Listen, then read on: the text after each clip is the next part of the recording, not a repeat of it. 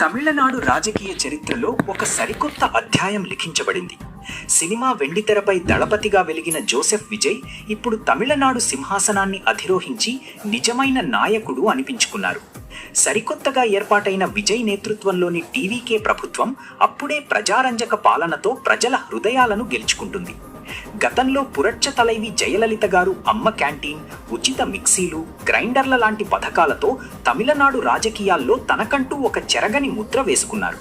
ఇప్పుడు అదే రీతిలో సీఎం విజయ్ కూడా బాధ్యతలు చేపట్టగానే తనదైన సరికొత్త మార్కు చూపించారు.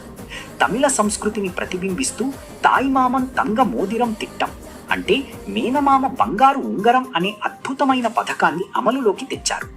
ఈ పథకం కింద ప్రభుత్వ ఆసుపత్రిలో పుట్టే ప్రతి బిడ్డకు ప్రభుత్వం తరఫున మేనమామగా 1 గ్రాము బంగారు ఉంగరాన్ని గిఫ్ట్గా ఇవ్వబోతున్నారు. ప్రస్తుత మార్కెట్ రేట్ ప్రకారం చూసుకుంటే ఈ 1 గ్రాము బంగారు విలువని దాదాపు 14,000 రూపాయల వరకు ఉంటుంది. ప్రభుత్వ ఆసుపత్రికి వచ్చే పేద మధ్యతరగతి కుటుంబాలకు ఈ 14,000 రూపాయల విలువైన ఉంగరం ఎంతో పెద్ద భరోసా అని చెప్పాలి. ఇందుకోసం ఏకంగా 755 కోట్ల రూపాయల బడ్జెట్ను కేటాయించి సీఎం విజయ్ తన ఉదారతను చాటుకున్నారు.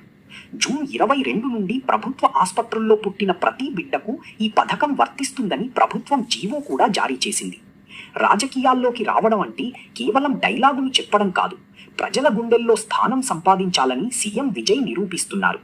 మరి జయలలిత గారి రికార్డులను బ్రేక్ చేసేలా ఉన్న ఈ బంగారు పథకంపై మీ అభిప్రాయం ఏంటో కామెంట్ చేయండి.